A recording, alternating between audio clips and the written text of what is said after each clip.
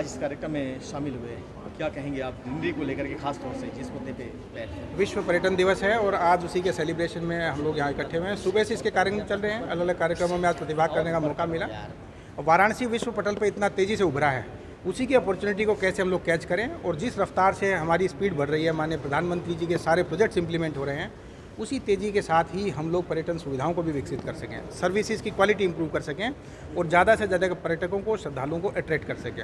आने वाले समय में काशी के आसपास भी बहुत ज़्यादा विकास होने जा रहा है। विंध्यवासिनी कॉरिडोर का है, अयोध्या के श्री राम मंदिर का है और हमारे खुद के इंटरनेशनल क्रिकेट स्टेडियम का, सारनाथ का, सबका विकास आने वाले 1.5-2 साल में हो जाएगा।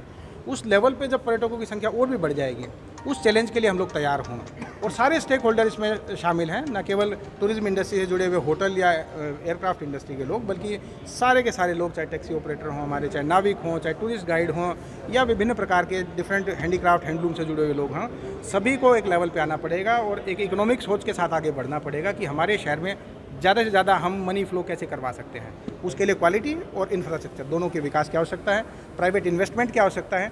उसी के लिए आज सभी चर्चाएं हो रही हैं, गोष्ठी हो रही है, सेमिनार हो रहे हैं और मेरा मानना है कि ऐसी गोष्ठियां, सेमिनार होंगे तो आने वाले 6-7 महीने में निश्चित रूप से तस्वीर बदलेगी और हम लोगों का शहर और भी ज़्यादा विकास कर सकेगा। सर, देव दीपावली को लेकर के खासतौर से विद्वत परिषद ने 26 की तिथि दी, फिर घाट देव दीपावली जो आयोजन करते हैं, तो इनमें थोड़ा सा कन्फ्यूज़न है। आपका लगातार पहल रहा है और इस तरह के बड़े आयोजनों में, तो कब करने के लिए आप लोगों ने इस पर विचार किया? वाराणसी में प्रशासनिक बैठक देव दीपावली को लेकर हो गई थी। उसमें सबसे रिक्वेस्ट की गई थी कि अपनी अलग अलग तिथियां डिक्लेयर ना करें, क्योंकि वीआईपी प्रोग्राम लगे हुए थे शहर में और 1-2 दिन में अलग से मीटिंग होनी ही थी, उसमें डेट डिक्लेयर होनी ही थी।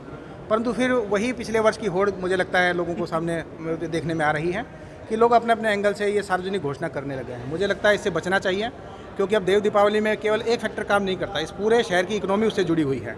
शास्त्र अपनी जगह है, शास्त्र के सम्मत सारे कार्य होने चाहिए, परंतु उसके साथ साथ सारे फैक्टर उसमें मेजर करके देखने चाहिए। अभी प्रशासनिक बैठक 2-3 दिन के बाद होगी, सारे स्टेक होल्डर्स को हम लोग बुलाएंगे, तब इसकी सार्वजनिक घोषणा करेंगे। अब तक जो भी अपनी घोषणा कर रहा है अपने रिस्क के ऊपर कर रहा है।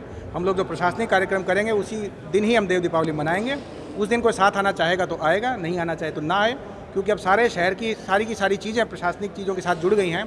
तो निश्चित रूप से जो डिक्लेयर करेंगे सभी स्टेक होल्डर से बातचीत करके उसी दिन हम लोग बनाएंगे और उसी के हिसाब से ही आगे के सालों के लिए भी रिक्वेस्ट करेंगे कि अभी से ये डेट्स डिक्लेयर कर दी जाएं, ताकि कन्फ्यूजन होने आने वाले सालों में भी बंद हो जाए। तो तारीख कौन सी है, प्रशासनिक तारीख कौन सी? ये 2 दिन के बाद बैठक करके हम लोग तय करेंगे। अभी स्टेक होल्डर से बात चल रही है, 2-3 दिन के बाद सबको साथ बिठा के ही हम लोग डेट तय करके डिक्लेयर करेंगे।